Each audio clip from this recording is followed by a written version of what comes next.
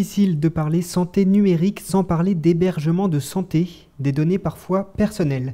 En France, il existe une soixantaine de structures dans ce domaine. C'est le cas d'IDS, basé à Mont-Soleil-Mines. C'est une société qui a deux activités principales. D'une part, le maintien à domicile de personnes dépendantes, où on est donc opérateur de téléassistance pour un petit parc d'abonnés. Et d'autre part, l'hébergement de sites web avec la spécificité qu'on adresse uniquement les données de santé à caractère personnel.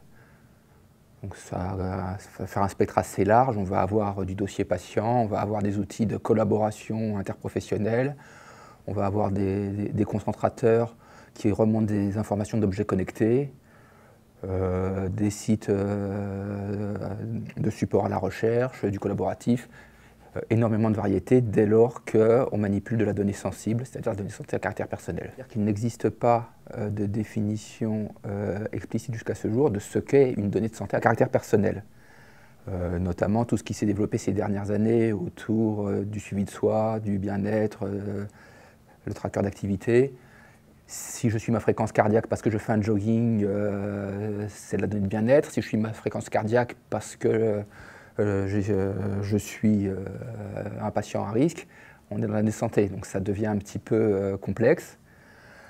Les définitions qui ont pu paraître jusqu'à présent, il y a eu une jurisprudence de la Cour de justice européenne, et puis surtout dernièrement, il y a le nouveau règlement de l'Union européenne sur la donnée personnelle, sont extrêmement inclusives. Ils disent c'est à peu près toute donnée qui peut révéler un état physique ou psychologique sur une personne.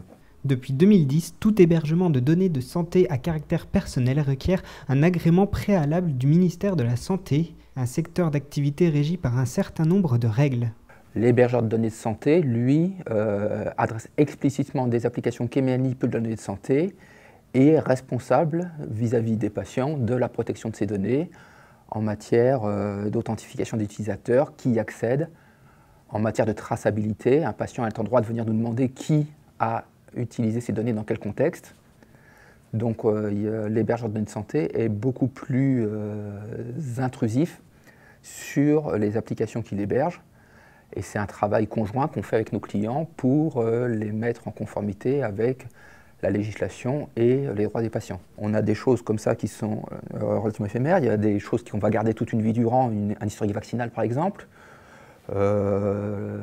Toutes les informations sur les produits sanguins, on doit avoir une conservation de 50 ans. Il y a un certain nombre de règles de conservation qui sont diverses, qui sont élaborées au fur et à mesure des incidents et des lois qui en sont résultées. Des données sensibles pour lesquelles le risque zéro n'existe pas. Le piratage, c'est notre risque primaire, mais la sécurité informatique, ce sont des mesures d'hygiène, de vigilance. Il n'y a pas de magie là-dedans. Dès lors qu'on fait attention à ce qu'on fait, on peut être vulnérable à des attaques très spécialisées et très ciblées, mais ce n'est pas le gros des attaques. Une réaction? Un témoignage? Commentez ce reportage sur dijonsanté.fr.